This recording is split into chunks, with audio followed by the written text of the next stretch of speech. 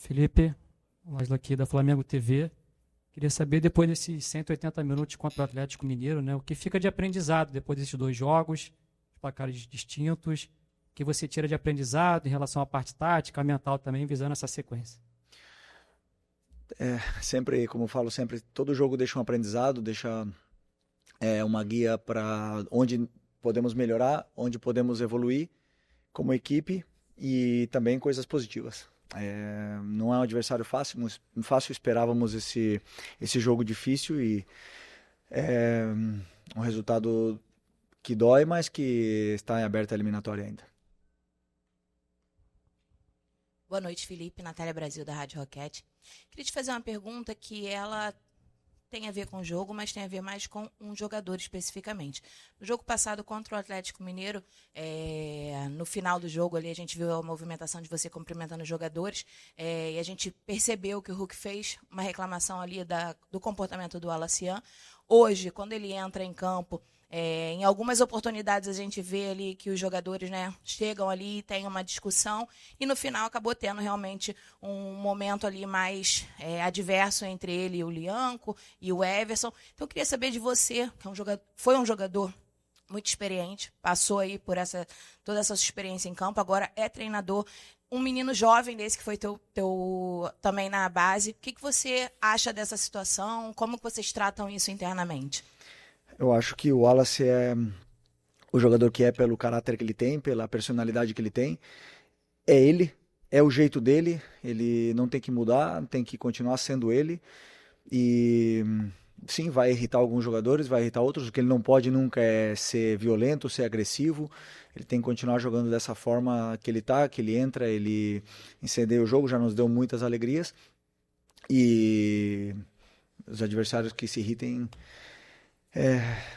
também acontece com os outros. Eu, particularmente, a única coisa que eu não quero é que ele atue de forma violenta ou então xingue, insulte algum jogador do campo, ao contrário. Mas eu quero que ele continue sendo ele, que ele continue sendo esse cara com esse caráter, essa personalidade.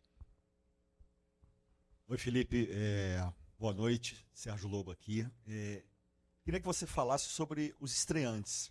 Você hoje colocou durante a partida os três, o Samuel Lino, o Emerson Royal e também o Saul, mais para o final. E ficou muito claro para quem hoje estava no Maracanã que o Samuel Lino está muito pronto, inclusive até para, se você quiser, de repente, utilizá-lo com mais minutagem, enfim. Mas eu queria a sua avaliação sobre os três e se realmente os outros dois ainda estão um pouquinho abaixo no aspecto físico em relação ao Samuel. Nenhum dos três vinha. Bom, o Samuel jogou o Mundial e teve pouco tempo parado e vinha treinando, né, no Atlético. Os outros dois tiveram um tempo mais parado, bastante tempo sem jogar, mas eu acredito que rapidamente eles vão entrar na forma física, vem treinando. Hoje tiveram minutos e pouco a pouco eles vão estar em forma, porque são jovens, como eu falei, jovens em forma, não tem problema de peso. E é questão de treinos e minutos de jogo. Boa noite, Felipe. Léo José do Coluna do Fla. Continuando na questão aqui dos estreantes, mas puxando especificamente para o Samuel Lino, ele chega para uma posição que já tem Everton Cebolinha e também o Bruno Henrique.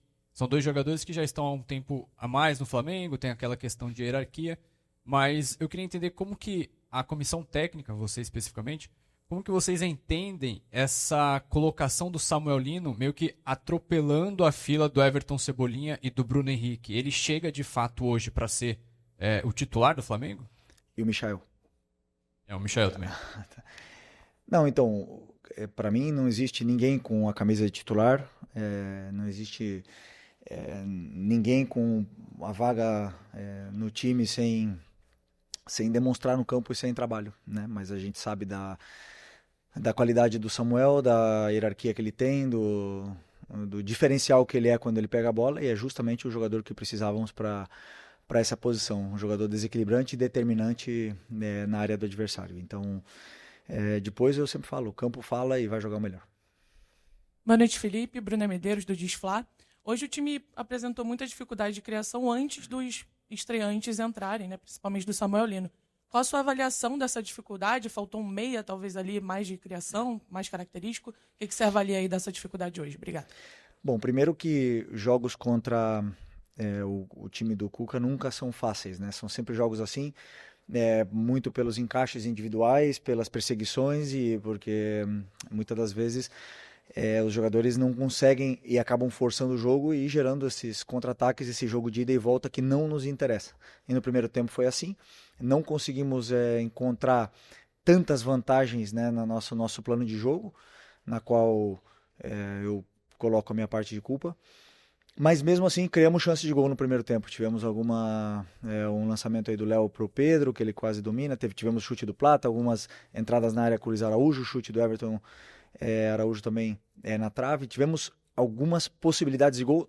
Talvez eu me atrevo a dizer até mais que no jogo anterior, por mais que o jogo tenha sido pior, né? Porque para mim hoje o jogo foi muito ruim, não, mas foi pior do que normal na fase defensiva nossa, né? Então isso sim que nós temos que corrigir e melhorar para o jogo de volta. Como eu falei, tá tudo em aberto, mas no segundo tempo já melhoramos bastante, conseguimos criar essas chances, desmontar um pouco mais essa defesa deles para poder chegar na área do adversário. Felipe, tudo bem? Boa noite. Gabriel Orfa, canal Paparazzo Rubro Negro e Revista Placar. Felipe, desde o começo do ano muito se falou sobre uma possível prioridade ao Campeonato Brasileiro, né? Depois da derrota para o Central Córdoba, você falou que isso não é verdade. E eu queria saber como é que você enxerga agora a situação desse jogo de volta na Copa do Brasil, porque o Flamengo está na liderança do Brasileiro, brigando na parte de cima da tabela. Tem agora um jogo difícil contra o Ceará, uma viagem longa, talvez muito desgastante. Depois vai para Minas para a Copa do Brasil. Como é que você enxerga esse jogo? Se você pretende ir com força máxima tanto contra o Ceará quanto contra o Galo. E também se você puder falar, aproveitando também, sobre os reforços nessa janela, se você já teve 4 e você teve um retorno também do Vitor Hugo. Quero saber se você pretende utilizar o Vitor Hugo em algum momento. Obrigado. Só antes dele responder, eu queria pedir que a gente fizesse uma pergunta. Nós temos minutos. Eu já até esqueci a primeira. A primeira é do... Ah, ok. Não, é bom, como a gente já falou, Brasileiro e Libertadores sim que são prioridades, mas eu entrei hoje para ganhar. Com o time que entrou no campo, foi um time montado para vencer. Da mesma forma que o jogo do Ceará, vou preparado para vencer, com as peças que eu acredito que são as melhores para poder vencer o jogo. E depois na volta, claro que vamos para tentar reverter, como eu bem falei antes numa pergunta de um companheiro teu, e para mim, na minha opinião, está totalmente aberta. Sabemos que é difícil jogar no estádio do adversário, mas da mesma forma que eles venceram aqui, a gente pode vencer lá. Felipe, aqui. Ok. No lance do gol, né, o Atlético fechou as linhas de passe, o Flamengo trocou passe dentro da área, resultou de um erro, o Coelho fez o único gol da partida. Qual a sua recomendação para os jogadores da defesa, zagueiros, goleiros, quem mais participar da saída de bola, em situações como essa, em que não é possível arriscar um passe ali, ou é muito perigoso, como foi, e o que é que saiu errado nessa jogada?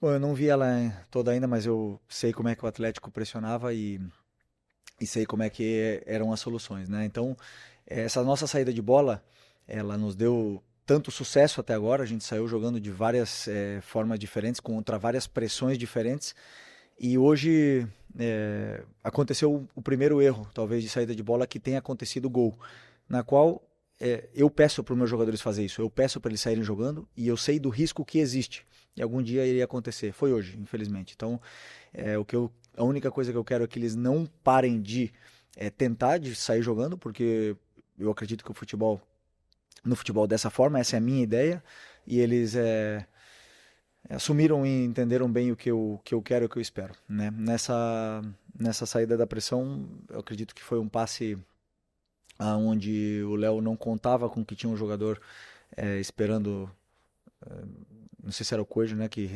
antecipou, e um passe atravessado na frente da área, e acabou que perdemos a bola e tomamos o gol. Mas, como eu falei, responsabilidade minha, porque é uma saída de bola que eu treino e eu peço para eles fazerem, e às vezes o risco está aí.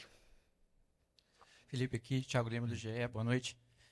Felipe, eu queria te perguntar em relação ao Luiz Araújo, que a gente viu hoje é um jogador que não foi bem na minha avaliação, e ele estava na esquerda, você encaixou o Matheus Gonçalves na direita, né, para ele poder jogar ali, e você puxou o Luiz para a esquerda. A gente já viu você fazer isso outras vezes. Eu queria te ver saber como é que você enxerga o Luiz Araújo na esquerda. Você acha que ele consegue render ali o que ele rende na direita? Obrigado. Não, acredito que o melhor lugar dele seja, né, na direita, né? Mas hoje eu queria deixar o Matheus Gonçalves ali pelo drible que ele tem. Ele é um jogador de 1 contra 1, com esses encaixes, essas marcações individual, ele é capaz de tirar o jogador de cima. E sempre pensando em que o Luiz Araújo é letal e um finalizador nato para quando a bola chegasse dentro da área para ele pudesse fazer os gols, do mesmo jeito que ele jogou outros jogos e fez gols e deu assistências do lado esquerdo, né? Sei que o jogo em si dele não é beneficiado com ele jogando na esquerda, mas a fase de finalização dele ali, eu acredito que sim. Mas como um jogador que se sacrifica pela equipe, fez com toda a naturalidade, tentou. Como você falou, não foi um bom jogo, nem dele, nem da equipe. Mas isso é normal e com certeza eu penso nele mais no lado direito. Felipe, aqui à sua direita, Gustavo. Jogadores que acabaram sendo poupados hoje, foram poupados pelos números da fisiologia, da preparação física, ou foram em virtude de ser a Copa do Brasil? Não, foi um planejamento onde eu decido os jogadores, né? E nenhum deles, nem o Arrascaeta, nem o Jorginho tinham sido vetados, mas eu acredito que pela sequência que eles estão tendo, também pelos dados, né? Mas pela sequência que eles estão tendo, não seria prudente colocá-los hoje e depois domingo também, então decidi por outras opções, também que encaixavam com o plano de jogo que eu tinha pensado. No caso, o Matheus Gonçalves, no caso, o Luiz Araújo, pensando no que poderia ser a partida e também nas trocas. Então, no outro jogo, o Arrascaeta, que teve em campo, não foi beneficiado por esse plano, então optei por outras trocas hoje, optei por descansar ele para ele poder ter treinos aquisitivos e chegar bem no final de semana e na semana que vem. Felipe, boa noite. Pablo Rua aqui do canal Voz do Ninho. Na semana passada elogiamos a bola parada do Flamengo, que o Flamengo tinha feito 3 gols. Dos últimos 4 gols foram 3 de bola parada. Agora, se tornou algum motivo também de preocupação, porque a bola está entrando um pouco com ela no chão de forma central também, ou isso você está vendo com normalidade? Qual é a preocupação? Desculpa, não... Se você tem alguma certa preocupação, porque a bola também não está entrando com ela jogada no chão, né? Só bola aérea praticamente. Não entrou. Hoje tivemos muita chance de gol, na minha opinião. Na minha opinião, não. Na verdade, tivemos chances de gol muito mais do que no último jogo. Tivemos bolas na trave, tivemos a chance do Lino, tivemos chances de fazer gol, tivemos gol impedido. A criação, ela muito é bloqueada pela qualidade defensiva do adversário. E como eu falei para vocês podem olhar nas estatísticas aí quantas vezes os times do Cuca são goleados, né? É difícil de entrar na defesa dele porque é um time que defende bem, porque o modelo de jogo passa muito por essa fase defensiva. Então são times que te geram dificuldades na criação. Vão existir outros jogos que não vão ser assim, vão ter jogos que sim. Então eu acredito que o time eles estão com as soluções e depois, claro, vão ter dias que vão estar menos finos, como o caso de hoje. Aqui, Felipe, boa noite. Felipe, o gol do Atlético, ele sai numa jogada que eu acredito que seja uma das que você mais ensaia, pelo menos nos treinos que a gente teve acesso. A gente sempre via ali essa jogada de saída, tocando por baixo e tal, e acabou saindo o gol do Atlético hoje nessa situação. O Flamengo perdeu o jogo e vai para Minas Gerais com uma situação delicada, porque agora o Atlético tem pelo menos a vantagem do empate. Queria saber como é que foi a conversa sua com os jogadores depois do jogo, para não deixar essa peteca cair, para eles continuarem acreditando e para acreditar numa possível virada no jogo da próxima semana, já que no retrospecto, em 2022, o Flamengo perde o primeiro jogo para o Atlético e depois vira aqui no Maracanã. No ano passado, o Flamengo vence dentro da Arena do Galo e é campeão da Copa do Brasil. Queria saber se você já teve essa conversa com os jogadores e como é que foi, já visando uma possível virada na semana que vem. Obrigado. Não, depois do jogo, claro, com a cabeça quente ali, não tem conversa, mas é muito claro, faz parte do futebol a derrota, né? Não foi a primeira do ano, né? E não sei, mas provavelmente não vai ser a última. Então, a derrota ela faz parte. E eu sempre gosto de mostrar para eles o porquê perdemos, o porquê jogamos mal, ou não jogamos tão bem, e por que ganhamos e por que jogamos bem, ou ao contrário,